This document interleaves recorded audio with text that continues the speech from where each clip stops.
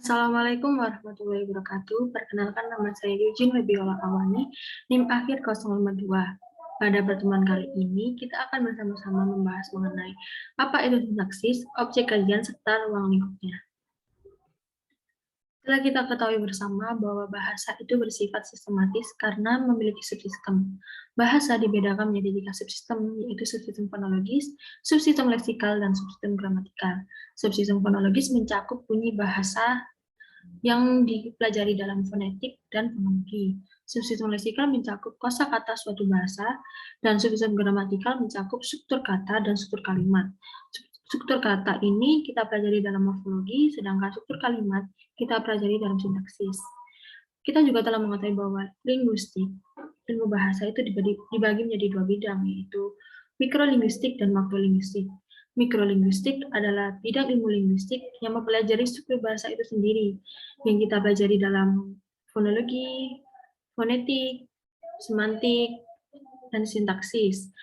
Sedangkan makrolinguistik adalah bidang ilmu linguistik yang mempelajari hubungan bahasa dengan faktor di luar bahasa, misalnya neurolinguistik, psikolinguistik, sosiolinguistik, etnolinguistik, dan lain sebagainya.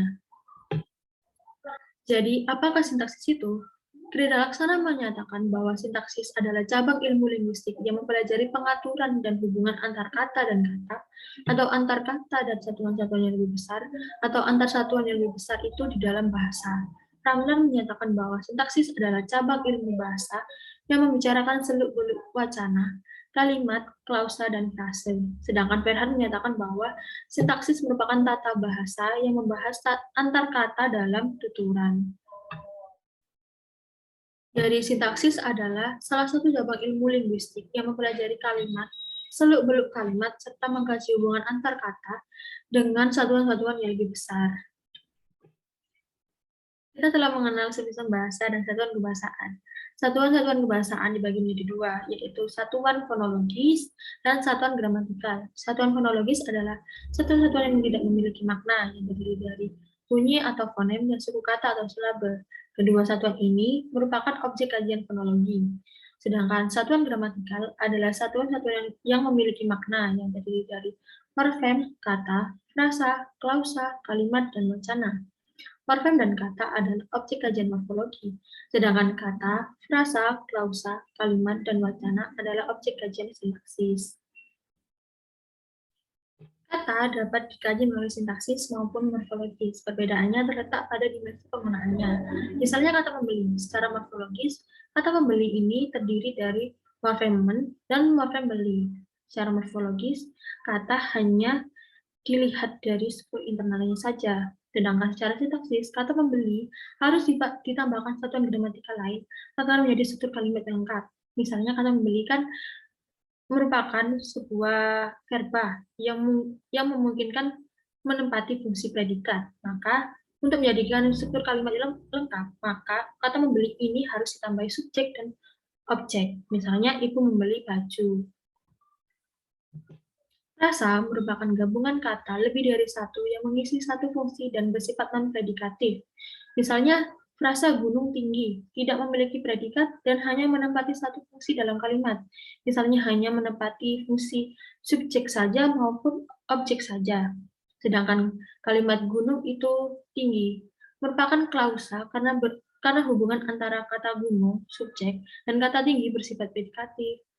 Frasa tidak pernah melampaui batas fungsi, misalnya secara keseluruhan hanya berada dalam satu fungsi saja. Misalnya, frasa itu hanya menempati fungsi subjek saja, objek saja, predikat saja, keterangan saja, atau pelengkap saja.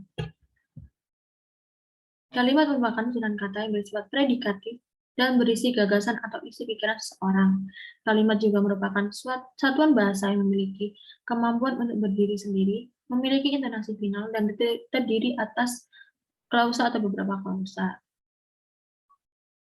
Misalnya pada contoh adik sedang tidur, menunjukkan bahwa kalimat itu dapat memiliki kemampuan untuk berdiri sendiri dan terdiri atas satu klausa. Sedangkan contoh kedua, adik sedang tidur ketika ayah pulang, terdiri atas dua klausa, yaitu klausa adik sedang tidur dan klausa ayah pulang yang dihubungkan dengan konjungsi ketika.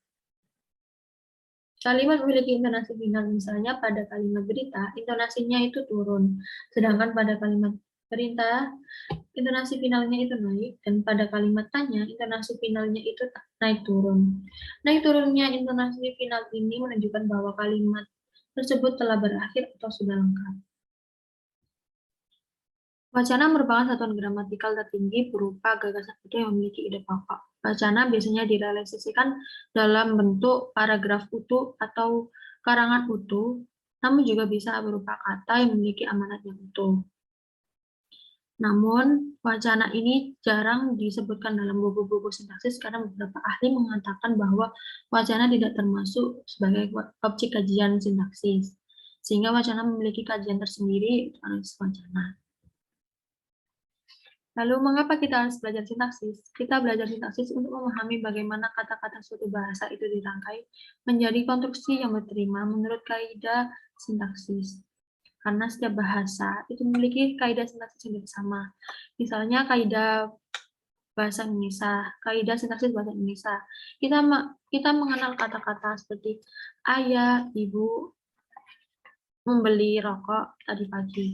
Bagaimana agar kata-kata tersebut disusun menjadi kalimat yang lengkap? Nah, itu kita pelajari dalam sintaksis. Baik, begitu saja pembahasan materi sintaksis kali ini. Apabila ada yang ingin ditanyakan, silakan mengetiknya melalui kolom chat. Dan semoga ilmu yang saya berikan bermanfaat. Wassalamualaikum warahmatullahi wabarakatuh. Terima kasih.